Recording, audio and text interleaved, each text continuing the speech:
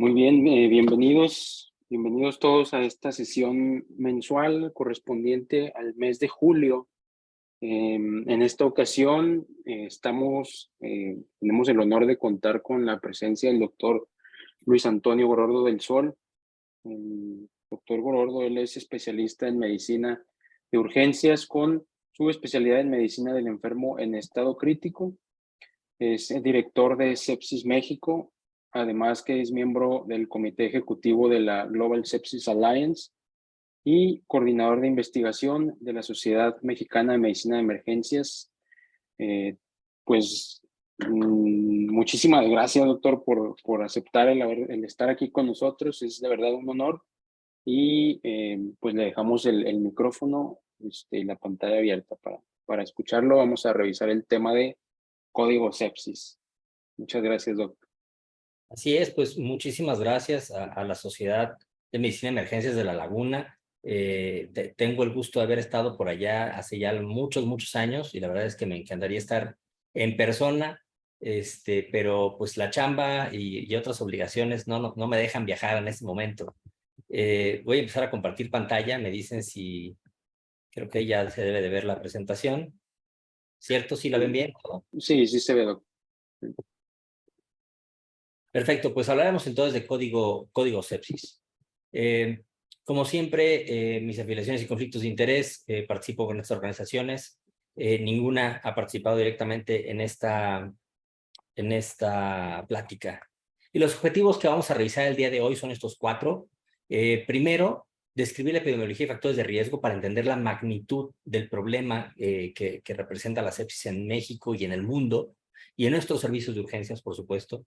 Recordar las definiciones clave y los puntos que no debemos olvidar para poder pensar primero en sepsis y después actuar ante la sepsis. Revisar los pasos de la reanimación del paciente séptico. Son varias etapas que a veces son simultáneas, que a veces no hay un límite claro entre una acción y la otra, cuándo empezar una y cuándo la otra. Pero bueno, vamos a hablar de eso. Y al final vamos a hablar un poquito de terapias adyuvantes, que siempre son polémicas y que nos gustaría muchas veces que funcionaran, pero que la evidencia no nos ayuda mucho en algunos casos, y ya veremos cuáles sí, cuáles no, y por qué sí y por qué no. Hace un par de años publicamos en el JAMA el estudio EPIC-3, donde México tuvo la oportunidad de trabajar, de participar. Vean cómo la sepsis representa la primera causa de ingreso a las unidades de cuidados intensivos, 30% de mortalidad promedio, pero va en países desarrollados desde el 15% hasta países en vías de desarrollo, incluido prácticamente toda Latinoamérica, hasta un 60% de mortalidad. Entonces la mortalidad es muy amplia, depende de en dónde te atiendan y quién te atienda.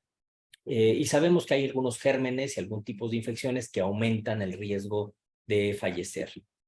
Vean, en este trabajo que es el estudio RENACE, participó 68 hospitales mexicanos con el screening de más de 2,300 pacientes, de los cuales el 12% tienen sepsis o choque séptico al llegar al servicio de urgencias. Esto es población mexicana, estos no son datos de extraterrestres, ¿no? Son de nuestra población, de nuestros mexicanos. Y vean cómo la sepsis ocupa más del 10% de los ingresos a los servicios de urgencias de este país, ¿no? Es muy importante que vean las dos causas más altas. Infecciones del tracto urinario por un lado, que ahí tenemos un tema en el sobrediagnóstico. Creemos que estamos diagnosticando de más infecciones de vías urinarias por el mal abordaje diagnóstico. Y por otro lado, neumonías, que aunque es el segundo lugar en incidencia, es la mayor proporción de mortalidad entre todas las causas, entre todas las causas individuales. Entonces, la neumonía sigue siendo la reina de las infecciones por la mortalidad que tiene en la población mexicana.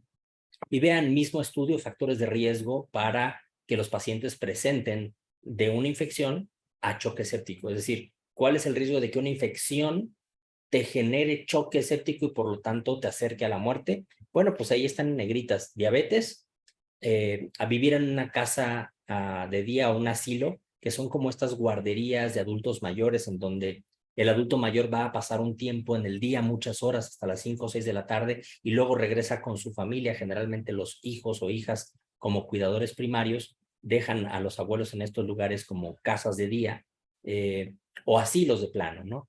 Insuficiencia cardíaca, insuficiencia respiratoria y la insuficiencia hepática, las 5 factores de riesgo más importantes que incrementan la mortalidad de forma significativa. Ya sabemos que sepsis es respuesta inflamatoria, ¿no? Y que esa respuesta inflamatoria se sale de control y genera daño orgánico. Entonces tendríamos la primera duda, ¿seguimos usando respuesta inflamatoria sistémica para diagnosticar sepsis? Pues la respuesta es quién sabe, ¿no? En este estudio icónico de la doctora Kaukonen, 13 años, más de 1 millón de pacientes, más de 100,000 pacientes incluidos con sepsis, y observaron que cuando se presenta el síndrome de respuesta inflamatoria sistémica en más de 2 criterios, se empieza a incrementar la mortalidad y que por cada criterio que incrementa el odds ratio, el riesgo de mortalidad, empieza a incrementar de forma paulatina conforme más datos de respuesta inflamatoria sistémica tenemos. Entonces, nos gustaría pensar que respuesta inflamatoria sistémica pudiera ser utilizada, ¿no? El problema es que 1 de cada 7 u 8 pacientes no tienen una respuesta inflamatoria sistémica como la conocemos, pero sí tienen sepsis, incluso se mueren de sepsis o choque séptico. Entonces, aquí hay una discrepancia entre lo que sí se inflama y se muere y los que no se inflaman, pero igual se mueren.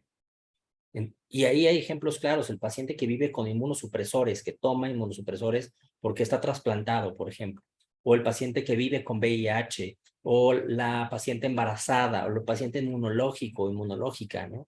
El adulto mayor, el paciente geriátrico, que su respuesta inflamatoria puede ser tan florida, tan extrema como para sospecharlo, ¿no? Esta es la definición que ya les decía, así lo redefinió Sepsis 3 en 2016 y nosotros lo operacionalizamos de una forma sencilla. Infección probable o demostrada, más una falla orgánica nueva o agudizada que incrementa el SOFA 2 o más puntos, es igual a sepsis. Entonces necesitamos sacar el SOFA para ponerle el nombre como tal. O sea, no podemos, según Sepsis 3, no podemos decir, ay, tiene infección y tiene hipotensión, ya es séptico. Pues quién sabe, ¿no? Tendríamos que ver si sí es cierto que incrementó el SOFA, ¿no? Para ser muy cuadrados en la definición, ¿no? Y choque séptico, pues es un tipo de sepsis que tiene anormalidades circulatorias con alteraciones del metabolismo celular que incrementa la mortalidad 40% sobre la base. Y así es como llegaron a esta definición. Manu Shankar-Hari dice que existen 6 grupos clasificados en este metaanálisis, y los pacientes que estuvieron hipotensos después de líquidos, que requirieron vasopresor y que tuvieron hiperlactatemia arriba de 2 milimoles por litro, son los pacientes que tienen un riesgo de mortalidad mayor, 40%, ya lo dijimos. Pero hay otros 2 grupos de interés, el grupo 2 y el grupo 4. El grupo 2 son los pacientes que están hipotensos, que requieren vasopresores, pero que no hacen hiperlactatemia o que lavaron el lactato rápidamente y no lo alcanzamos a ver. Y el otro grupo, el grupo 4, ojo porque ese también incrementa 25% la mortalidad, es el paciente que no está hipotenso, que no requiere fluidos, pero que sí tiene hiperlactatemia por causas no explicables. Es decir, no tiene un problema hepático, no tiene un problema renal, no tiene un problema metabólico, o sea, del metabolismo del lactato, y que por la infección incrementó el lactato. Ese paciente está chocado, sí o sí, de forma oculta, y la mortalidad es alta. ¿Cómo hacemos el tamiz? Una vez que ya definimos la enfermedad, tenemos que empezar a pensar que si puede ser sepsis, ¿no? A mí me gusta mucho la escala de SPEED, está diseñada para los sistemas de urgencias. SPEED, su nombre viene de evaluación del paciente con sepsis en el servicio de urgencias, en el departamento de emergencias. Y está sencillo, son algunos parámetros muy clínicos que pueden ser de la historia clínica del interrogatorio y una exploración fásica. Se le pregunta por inmunosupresión, hipotensión, hipotermia, hipoxemia con un saturómetro, no pide gasometría, hiperlactatemia, pH alterado, y si la causa más común o si la causa probable, sospechosa, el síndrome clínico me orienta a una neumonía. Entonces no necesitamos más que interrogar al paciente y una gasometría, ¿no? Y con esto damos un puntaje y ese puntaje nos traduce una mortalidad. Paciente con 3 puntos o menos, si la red de apoyo es buena, podemos darle tratamiento e incluso mandarlo a su casa. La mortalidad es baja. Pacientes con 4 a 6 puntos es criterio para dejarlos guardados y van a hospitalización, su mortalidad es de 30%. Y pacientes con 7 o más puntos es motivo incluso de interconsultar a la terapia intensiva porque la mortalidad llega a más del 60%. Otra forma de hacerlo rápido y sencillo es el Quick SOFA. Quick SOFA fue diseñado para ambientes no intensivos, o sea, fuera de la terapia intensiva. Incluso ya hay lugares en donde el prehospital, y esto nos debe interesar a la medicina de urgencias, el prehospital está haciendo Quick SOFA. Entonces dicen, oye, mi paciente, estoy yendo a un servicio de ambulancia porque el paciente está, adulto mayor, tiene deterioro neurológico y tuvo fiebre y estuvo expectorando flemas. Entonces es probable que tenga una infección y tiene un Quick SOFA de 2 o más puntos, 2 o 3 puntos. Entonces ese paciente puede estar séptico y hay que correr a un hospital con el paciente. Ya lo están haciendo en el hospital en Europa y en Canadá. A mí me parece que este trabajo demuestra que el Quick SOFA ayuda a disminuir el tiempo puerta-aguja en el antibiótico. De hecho, disminuye la media de forma significativa a casi 1 hora en promedio, lo que es bastante bueno. Otros métodos, este tal vez no está tan diseñado para los servicios de urgencias, pero es igual de aplicable, es el registro clínico de enfermería. Vean cómo está por hora, ¿no? Y las barras de colores representan los rangos que se salieron de lo normal y que podrían alertarnos de un problema. Con 4 o más puntos es criterio para activar el código sepsis. Y este está ligado a desenlaces fatales. Por ejemplo, necesitar estar en la terapia intensiva, tener una parada cardíaca en las siguientes 24 horas, morirse en las siguientes 24 horas si tienes más de 4 puntos de esta escala. Entonces está fácil porque ya es un registro que hacemos todos los días. Bueno, no hacemos, hace enfermería. Y si enfermería por hora va notando signos vitales y empieza a notar que hay signos vitales y están ahí saturación, presión arterial, pulso, estado neurológico, temperatura y frecuencia respiratoria. No pide más, o sea, la verdad es que es algo muy rutinario y que ayuda a detectar. Además, es una base de datos enorme. Estamos hablando de 5 millones de pacientes en este estudio, bueno, en esta base de datos. Ya lo diagnosticamos, ya dijimos qué tan grande es la sepsis, ya definimos la sepsis, ya diagnosticamos, ya hicimos el triage, el cribado de los pacientes, ya sea en urgencias o en piso o en el perhospital, ¿no? Ahora hay que pensar en controlar el síndrome infeccioso. Y para controlar el síndrome infeccioso hay de 2 sopas. Si es quirúrgico, tiene que ser en las primeras 6 horas. Y si no es quirúrgico, tenemos que pensar en el antimicrobiano. Bueno, incluso si fuera quirúrgico, en el antimicrobiano, de preferencia en la primera hora. Y en medio, tenemos que pensar en la aproximación microbiológica, es decir, hacer el diagnóstico fino del paciente. ¿Qué bicho tiene el paciente? Y esto nos va a servir a nosotros en urgencias y les va a servir a los siguientes servicios en hospitalización, ¿no? Y debería ser responsabilidad de los servicios de urgencias tomar muchos cultivos. El estudio Renace, no puse aquí la información, pero desafortunadamente en ese estudio de los servicios de urgencias se detectó que apenas el 20% de los pacientes con sepsis o choque séptico que ingresaron por urgencias tuvieron cultivos en urgencias. Es decir, no cultivamos al 80% de los pacientes sépticos. Y yo entiendo que el laboratorio de microbiología o de bacteriología en sus hospitales puede estar cerrado en la tarde o en la noche o el fin de semana.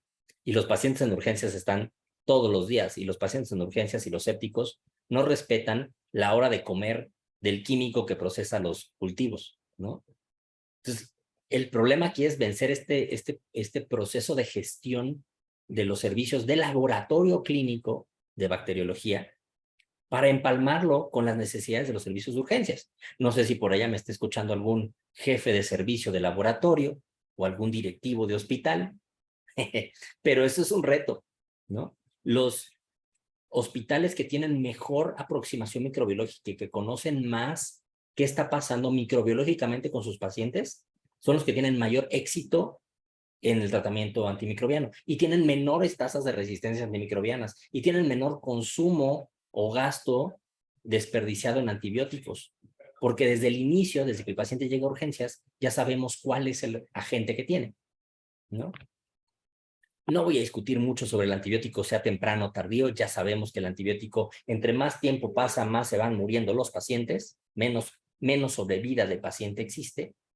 Y es importante decir que el antibiótico es tan importante o tan tiempo dependiente como en el evento vascular cerebral o como en el infarto agudo del miocardio, ¿no? Y si tenemos el fibrinolítico ahí listo nada más para rápido, 10 minutos, 50 minutos, la primera carga, la dosis que lo tenemos rápido, Lo mismo deberíamos de hacer para el antimicrobiano.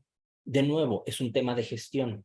A veces el antimicrobiano no está disponible en esa hora en el hospital porque está en un almacén de farmacia bajo llave a las 3 de la mañana y pues le ponemos el antibiótico que tenemos, no el que necesita el paciente basado en la microbiología local. También es un tema de gestión. ¿Cómo seleccionamos el antimicrobiano? Yo pienso en las 4 Ds: droga, dosis, duración y desescalación. Y en estas, cada una pues, tiene algunos rubros que tomar en cuenta, pero me voy a enfocar mucho a la dosis, ¿no? La dosis tenemos que pensar en urgencias, en farmacocinética, farmacodinámica y toxicidad. Nada más. Y recuerden que la primera dosis de aquellos fármacos que requieren ajuste a función renal es completa, ¿no? Y es un error muy común, la mala dosificación de la primera dosis. Me dicen, no, doctor, es que le puse nada más medio gramo porque tiene falla renal. No, a ver, espérame. Le toca 1 gramo en la primera dosis y las dosis subsecuentes, sean en urgencias o en piso, ya son ajustadas a la función renal. Entonces, la dosis de carga, la primera dosis es completa. Y hay que pensar qué más le estamos haciendo al paciente. Muchos pacientes en urgencias también van a diálisis, por ejemplo, ¿no? Porque tienen urgencia dialítica, porque son nefrópatas crónicos y que la infección los sacó de control. Entonces tratamos la infección y tratamos la falla renal, ¿no? Y es importante tomar en cuenta esto. Y es importante tomar en cuenta cómo está la albúmina del paciente y si el fármaco se une o no a proteínas, ¿no? Porque si tengo un fármaco que se une 95% a la albúmina y resulta que el paciente es un paciente cirrótico, pues, y tiene albúmina de 2.1, pues aunque le ponga el mejor antibiótico de marca y de patente, pues no le va a hacer porque el pobre antibiótico no puede transportarse. Pasa por ahí, llega al riñón, la orina y se acabó el antibiótico. Entonces pienso en un antibiótico que no se una a proteínas para que pueda llegar. Y luego tengo que pensar en que llegue al tejido correcto, ¿no? No le voy a poner, por ejemplo, tigeciclina a una infección de tejidos blandos, aunque sea sensible, aunque sea para el germen, aunque no tenga resistencia, porque la tigeciclina no atraviesa la grasa. Entonces, si el paciente tiene obesidad, pues nunca le va a llegar al tejido blando, en un flaquito tal vez, pero en un paciente con obesidad no va a penetrar lo suficiente, ¿no? Entonces hay que ir pensando, hay que tener todo esto en cuenta. Se pueden utilizar aplicaciones móviles, pues hay muchas guías que incluso ya nos ayudan a calcular y el tejido y el germen y el antibiótico y todo. Bienvenidas todas las que ayuden, ¿no? Y recordar los ajustes. Ya les decía, la hipoalbuminemia es uno importante, pero uso de drogas, quemaduras, el uso de aminas incluso, el uso de otros fármacos que compitan por las proteínas, pacientes que tienen lesión renal, que están con diálisis o no tienen diálisis, etcétera, ¿no? Nosotros utilizamos esto, ya la versión, ya tenemos una nueva versión más bonita, ya se ve menos rojo, pero conocemos nuestra epidemiología local. ¿Por qué? Porque cultivamos y cultivamos y cultivamos pacientes, los cultivamos dirigido, obviamente, y esto es un error muy común en los servicios de urgencias. En el estudio Renace, de ese 20% de cultivos que se tomaron, la mayoría de los pacientes tenían cultivos de 3 sitios diferentes. Entonces llegó por una neumonía y le tomamos una expectoración, muy bien, le tomamos un hemocultivo, muy bien, porque hizo una bacteremia asociada a la neumonía, y también un examen, tenía un urocultivo. No, yo no entiendo la relación anatómica entre la neumonía y el urocultivo, no, como que no tiene nada que ver una cosa con otra, pero lo tenían, ¿no? Entonces hay que cultivar a los pacientes de forma dirigida al sitio de infección. El hemocultivo para todos, mejor en bacteremia, mejor en pico febril, sí, perfecto, pero para todos no pasa nada. Pero el otro cultivo tiene que ser dirigido al sitio de infección. Y aquí es lo que les mostraba, ¿no? Tenemos cultivos de sangre que son traqueal o bronquial, ¿no? Nos dan en el pastel, la gráfica de pastel, el germen, los gérmenes más comunes, menos comunes, y abajo en los semáforos nos dividen gram negativos y gram positivos y nos dicen cuál es la resistencia, ¿no? ¿Y cuál antibiótico puedo utilizar? En amarillo es el que no aplica porque tiene resistencia natural y no se corre por rutina ese antibiótico. Y los verdes son los que puedo utilizar, ¿no? Y si están en rojo, pues me doy de golpes contra la pared. Siguiente tema, ya detecté, ya puse antibiótico, ya tomé el cultivo. Ahora hay que reanimar al paciente, darle líquidos, que en urgencia nos encanta poner líquidos y hay que saber medirlos. Surviving Sepsis 2021 dice 30 metros por kilo en las primeras 3 horas.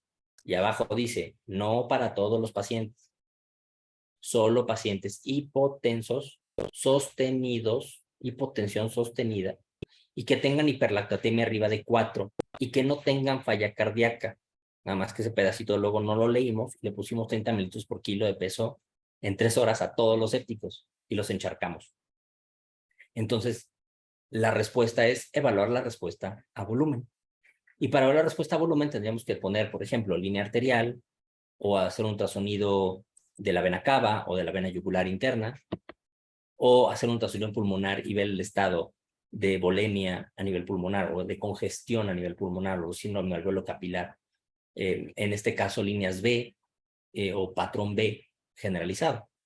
Y creo que es algo que en cada vez más servicios de urgencias hacemos, ultrasonido, ya sea pulmonar o vascular para evaluación hemodinámica.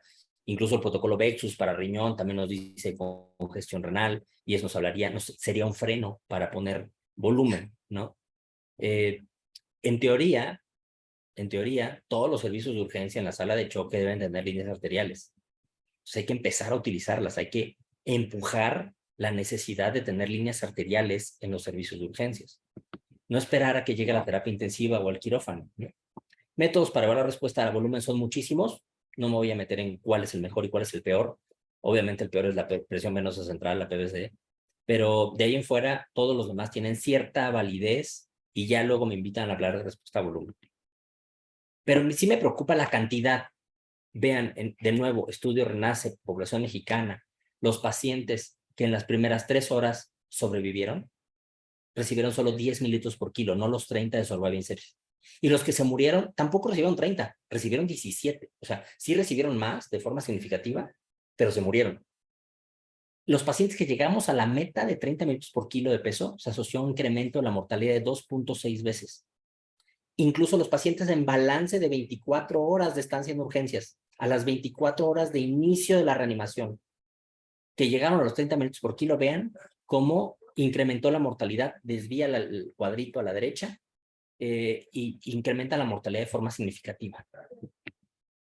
¿Qué tipo de líquido le ponemos? Yo les recomiendo este trabajo que publicamos en la revista de Educación e Investigación en Emergencias de la Sociedad, en donde hablamos, vean, en esta revisión, sobre diferentes estudios y en esta población séptica en particular, más de 70,000 pacientes, como la solución balanceada en México puede ser Harmat, puede ser Ringer lactato, o puede ser Plasma Light 148, que ya hay en el mercado mexicano, contra solución salina al 0.9%, y como líquido de reanimación, pues las balanceadas tienen menor mortalidad, menor lesión renal aguda, menor necesidad de terapia de reemplazo renal, menor hipercloremia, menor acidosis hipercloremia, menos trastornos electrolíticos y menos disfunciones en general, ¿no? Entonces, balanceadas ganan para la reanimación. Para el soporte después, bueno, ya le haremos otras cosas y le pondremos otras soluciones, pero para la reanimación, para las primeras etapas de reanimación, soluciones balanceadas primero. Vasopresor. Así como el antibiótico es tiempo dependiente, así como el fibrinolítico en EBC y en infarto es tiempo dependiente, el vasopresor también es tiempo dependiente.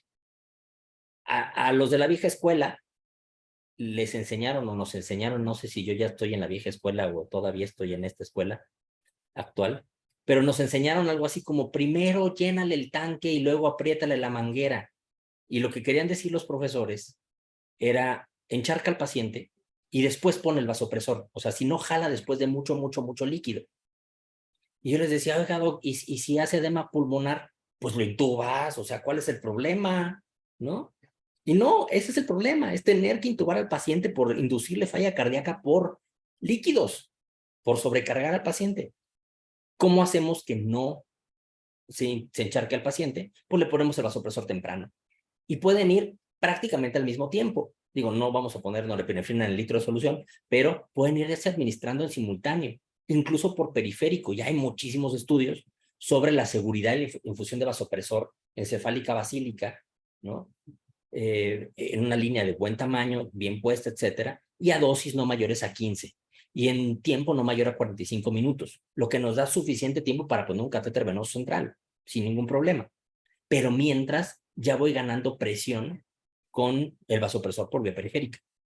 En este trabajo, vean cómo demuestran que los pacientes que recibieron el vasopresor en la primera hora tuvieron menos necesidad de líquidos, menos necesidad total de vasopresor, menos horas de vasopresor de forma significativa y menos tiempo de hipotensión de forma significativa. Y los pacientes ahí en la gráfica, lo que despega es la tercera hora, es decir, a partir de la tercera hora, el retraso del vasopresor incrementa la mortalidad. O sea, el riesgo de mortalidad va incrementando a partir de la tercera hora. Entonces, primera, máximo segunda hora deberíamos de empezar el vasopresor. Y se repite, ¿no? No es solo estudio de Bai-Shin, sino también el estudio de Beck, el estudio de Rashoni, lo dicen. Más tiempo, más mortalidad, ¿no? Ya está, más tiempo, más mortalidad. Terapias adyuvantes. Aquí viene el dolor de cabeza de muchos porque si le pongo, si no le pongo y si no le pongo me dejan guardado y etcétera, etcétera, ¿no? Entonces el primero tendría que ser el esteroide, ¿no? Vean, el estudio adrenal, la gráfica creo que es bastante clara y la hidrocortisona y el placebo dan exactamente la misma mortalidad a lo largo del tiempo en los siguientes 90 días. Y el análisis de subgrupos, vean, hombres o mujeres dio lo mismo, pacientes quirúrgicos o no quirúrgicos dio lo mismo, dosis altas o dosis bajas de vasopresor, ahí ponen catecolamina, pero es norepinefrina, más de 15 microgramos minuto. El sitio de origen, el Apache, dio la misma mortalidad, ¿no? Entonces, la verdad es que no hay diferencia en poner o no esteroide en cuanto a la mortalidad. ¿Dónde sí podría haber una indicación? Porque tampoco podemos ser tajantes y decir, no le ponemos esteroide a ningún paciente. Dicen por ahí que si es imposible bajar el vasopresor o que si necesitamos un segundo vasopresor, podríamos sospechar de insuficiencia suprarrenal aguda o de CIRSI, síndrome de insuficiencia suprarrenal. No dije Siri. Perdón, es que se mete Siri a la conversación. En el CIRSI, que es asociado al paciente crítico, y el paciente séptico está crítico, aunque no esté en la terapia intensiva, puede estar crítico en su casa, muriéndose antes de llegar a urgencias. En esos pacientes puede haber una insuficiencia de esteroides. Entonces podría ser que hidrocortisona o metilprednisolona sean adyuvantes para disminuir la dosis total de vasopresor, pero no impactan en la mortalidad, disminuyen la cantidad de vasopresor. ¿A quién sí se lo pongo? ¡Ay, el vasopresor me está generando isquemia periférica! Híjole, tal vez hay que bajar el vasopresor con esteroide. El vasopresor me está generando arritmias. Vamos a tratar de bajar el vasopresor con esteroide, ¿no? Pero no le pongo el esteroide para bajar la mortalidad, sino para bajar el vasopresor. ¿Qué esteroide le pongo? La verdad, todos dieron lo mismo. Este metaanálisis en red de Gibson, comparó placebo, que es la bola grandota, contra todos los esteroides por diferentes vías, en bolo o en infusión. Eso significa la B minúscula o la I minúscula. Y vean, dexa, hidro, metil y prednisona. Todos dieron exactamente lo mismo para mortalidad contra placebo. O sea, el esteroide que le quieras poner, por practicidad, por dosificación, por seguridad del esteroide, se prefiere la hidrocortisona. Pero bueno, pueden poner ustedes el que gusten y el efecto es exactamente el mismo. Muchos me preguntan, vitamina C, doctor, porque la vitamina C le da poderes mágicos a los pacientes y además la solución se ve amarilla y eso me da paz, ¿no? Y me puedo ir de la guardia porque tiene una solución amarilla y hasta el familiar dice, ay, ese suero amarillo que le pusieron el otro día lo revivió. Pues no fue el colorante, ¿no? O sea, fue el contenido, fue la cantidad de líquido, el vasopresor, etcétera. Y ahí está el estudio, vean, pacientes sépticos específicamente en esta gráfica de Forest Plot. El único estudio que jala de forma favorable es el de Maric, y el de Maric solo tuvo 47 pacientes. Y tiene un sesgo terrible de elaboración. El estudio utilizó la definición de sepsis de 1991 en el 2017, o sea, nada que ver con definiciones, y quitó pacientes que se murieron del grupo control. O sea, eliminó los pacientes que iban a cargar, eran 50 pacientes, terminó con 47. Entonces, no es muy claro el efecto, y aún así, aunque el estudio de Maric jala de forma favorable hacia el ácido ascórbico, vean que el rombo total toca la línea del medio y por lo tanto no es significativo, ¿no? Entonces, vitamina C en pacientes con deficiencia de vitamina C o para prevenir gripa. dicen, no es broma, siempre que lo digo es, ¿la vitamina C sirve para la gripa? Sí, sí sirve para prevenir la gripa. Dice el metaanálisis de Cochrane que los pacientes que toman vitamina C o que tienen buenos suplementos que incluyen vitamina C tienen el 50% del riesgo de agriparse en la temporada de invierno. ¿Vale? Pero si ya tenían tomándolo 3 meses antes, no el mero día. Entonces, pues la vitamina C en sepsis es un adorno, ¿no? Citrisali vuelve a decirlo, ¿no? No, que el metaanálisis es muy viejito. En 2019 sale este estudio que se llama Citrisali, que es un estudio preliminar, y que lo detienen, lo paran en seco, ni siquiera llegaron a la cantidad, porque los pacientes que estaban con vitamina C se estaban muriendo, más que los que no tenían. Entonces dijeron, vamos a detenernos y vamos a buscarlo por otro lado, ¿no? Finalmente la pregunta sería, ¿qué es código sepsis? Pues código sepsis es una forma de trabajar, ¿no? No es un chat de WhatsApp en donde no es una chicharra, no es un voceo, es una forma de atender a los pacientes y está integrado por muchas personas. Podríamos decir aquí que incluso el prehospital, aunque no lo puse en la diapositiva, pero yo expliqué por qué el prehospital, enfermería, el médico de urgencias, el de infectología, los quirúrgicos que a veces tienen que drenar el sitio, cortar, pegar y hacer la plomería necesaria para quitar el sitio de infección, y los servicios de apoyo, laboratorio, rayos X, banco de sangre, quien ustedes gusten que apoyen a la atención. Nosotros propusimos este algoritmo, esta hoja de tamiz, que está disponible en nuestro sitio web, que es códigosepsis.org, y nos va ayudando a hacer el screening, y también está ahí en el documento de consenso que publicamos a principios del 2020, si mal no recuerdo, o 21, en la revista de Emergencias de España. No es cierto, en 19, en la revista de Emergencias de España. Y ahí hablamos sobre puntos claves sobre cómo mejorar el proceso de atención. ¿Funciona? Sí, definitivamente sí funciona. Ya hay estudios publicados como este en el JAMA, en donde ayudaron a implementar un proceso de código sepsis en poco más de 500 hospitales, con más de 1 millón de pacientes, y vieron que con solo organizar el equipo, no cambiaron los insumos, no cambiaron al almacén, no cambiaron la disponibilidad de antibióticos, ni el tipo de soluciones, no cambiaron nada. Solo organizaron al equipo de trabajo para una detección rápida y manejo oportuno, y con eso hubo una disminución del 3%. Y me dirán, 3% no es mucho, pero de 1 millón de pacientes estamos hablando de 30,000 vidas, con solo implementar una política para organizar un equipo de trabajo, ¿no? ¿Cómo lo hacemos nosotros? ¿Qué es lo que hemos sugerido en esta publicación que ya tiene algunos años? Utilizamos el modelo del algoritmo de Rivers, de las metas tempranas de reanimación de Rivers, y lo modernizamos. Recuerden que Rivers es del 2020, o sea, ya tiene 23, 24 años de publicación. Lo discutimos con Rivers hace un par de años y le mostrábamos este modelo y me decía, es que están haciendo lo mismo que yo, nada más que más ordenado con la tecnología actual, ¿no? Eso creo que fue como en 2020, ¿no? Y un cumplido del doctor era, pues sí, es que si yo hubiera sabido esto en aquel entonces lo hubiera hecho igual, ¿no? Y claro, 10 minutos, 6 pasos, quiere decir 60 minutos en total, la hora dorada de la sepsis. Y de esta forma tenemos en el primero oxígeno, línea arterial y catéter. En los primeros 10 minutos le caemos encima al paciente y ya tenemos línea por un lado y catéter por el otro. Tomamos laboratorio y los mandamos a procesar.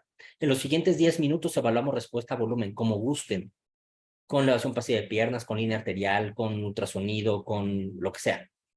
E iniciamos soluciones balanceadas. ¿Alcanzamos la meta? Sí, perfecto, vamos al último paso. Si no, nos seguimos al tercer paso, a los siguientes 30 minutos, empezamos el vasopresor. Arriba ya pusimos la línea arterial y el catéter venoso central. Y como lo hicimos guiado por ultrasonido, pues ya no tenemos que pedir la placa, ¿no? Ya podemos utilizarlo. Ponemos primero vasopresor, alcanzamos rápidamente la presión arterial, no. Segundo, vasopresor y esteroide, sí, pasamos al control de la fuente. Después de eso, pensamos en el transporte de oxígeno. Requiere inotrópico, requiere transfusión. Y ojo, acuérdense que la transfusión no actúa en el momento, la transfusión actúa entre 6 y 8 horas después, porque hasta ese entonces el eritrocito se desapendeja de estar congelado en el banco de sangre y entonces ya empieza a transportar oxígeno. Antes de 6, 8 horas el eritrocito nada más anda circulando ahí sin hacer mucho en cuanto a transporte de oxígeno real, ¿no? Pero bueno, pensamos en transfusir y pensamos en el inotrópico. Después de eso, en los 50 minutos antes de la primera hora, estamos pensando en el antibiótico y en los estudios complementarios. Nos faltó pedirle algo cuando llegó al paciente. ¿Es quirúrgico el paciente? Vamos a pensar en quirófano. Mandamos la interconsulta al cirujano o al ortopedista que va a ver la artritis séptica o al neurocirujano que va a ver el empiema meningio, ¿no? O quién sabe, ¿no? Al que le toque. Y finalmente a los 60 minutos reevaluamos, hacemos evaluación secundaria, pensamos en las terapias de apoyo, pensamos en otros fármacos, pensamos incluso en nutrir al paciente, ¿por qué no? Y a dónde se va a ir después del servicio de urgencias, a qué destino va a tener el paciente. Y así es como vamos en 6 pasos de 10 minutos, en 60 minutos, tratando de resolver la sepsis, el choque séptico de los pacientes. Finalmente, ya casi para terminar todo esto, pues lo tenemos que medir. No se vale hacer mucho y no evaluarnos, ¿no? La autocrítica es la más importante y con esto después podemos decidir qué cambiamos. Y cada hospital es un mundo totalmente distinto, ¿no? Nosotros veíamos un hospital en donde la mortalidad es la misma antes y después del código sepsis, y eso que ponían el antibiótico temprano y el no sé qué temprano y todo temprano, etcétera, etcétera, pero pues esos pacientes nunca llegaban al quirófano, ¿no? Y se morían de esta cosa que se llama insuficiencia crónica de tiempo quirúrgico. Pero en urgencias el tratamiento había estado perfecto, pero se seguían muriendo igual. Un hospital altamente quirúrgico y pues no se operaban a los pacientes. Entonces hay que evaluarnos y decir, oye, cirujano, oye, anestesiólogo, oye, jefe de quirófanos, ¿qué está pasando aquí, no?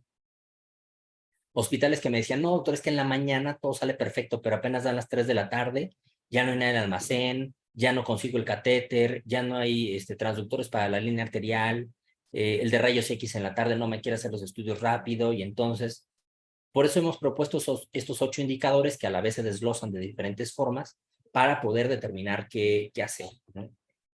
Lo hemos publicado en repetidas ocasiones, esto lo publicamos en American Journal of Physiology ya hace un par de años, y por supuesto el documento de consenso, puntos claves y controversias sobre la sepsis en los servicios de urgencias, que está hecho por un grupo de urgenciólogos latinoamericanos y españoles, en el que tengo el gusto de participar, y les invito a leerlo, es una lectura obligada. Ya salió hace apenas algunas semanas la Declaración de Guadalajara, que es de un grupo también muy parecido a este, pertenecemos varios ahí, y hablamos sobre cómo Surviving Sepsis 2021 no es necesariamente aplicable a los servicios de urgencias de Latinoamérica y del mundo.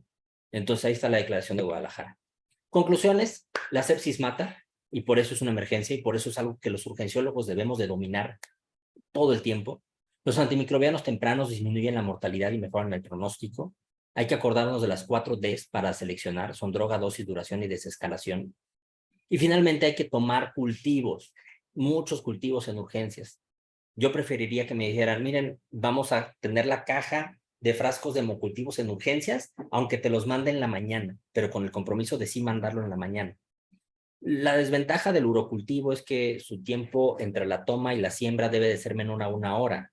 O la citis, por ejemplo. Si yo hago citis en un tubo de ensayo, el tiempo de la siembra es de 45 minutos a 1 hora. Entonces está difícil cumplir con eso. Pero si el líquido de ascitis lo mido, lo meto en un frasco de anaerobios, aumento el rendimiento, ¿no? Trucos de infectólogos. Y lo podemos llevar a la mañana. Entonces, la expectoración, pues ni modo, la tomamos en la mañana. El líquido cefalorraquídeo, pues si tiene meningitis, le pongo el antibiótico y ya, si el líquido cefalorraquídeo no se lo puede tomar, ni modo, me voy con la citología, ¿no? La sobrecarga hídrica incrementa la mortalidad, es un hecho, ¿no? 30 mililitros por kilo no son para todos. Por eso es necesario medir respuesta a volumen en donde se reanimen a los pacientes con sepsis y choque séptico. Y recordar que la sepsis también es una emergencia quirúrgica. Les dejo aquí mis redes sociales, nuestro sitio web, nuestro Twitter, y les agradezco muchísimo la invitación. No sé si por allá en Somel tengan alguna duda, alguna pregunta. Yo con gusto compartimos un rato más.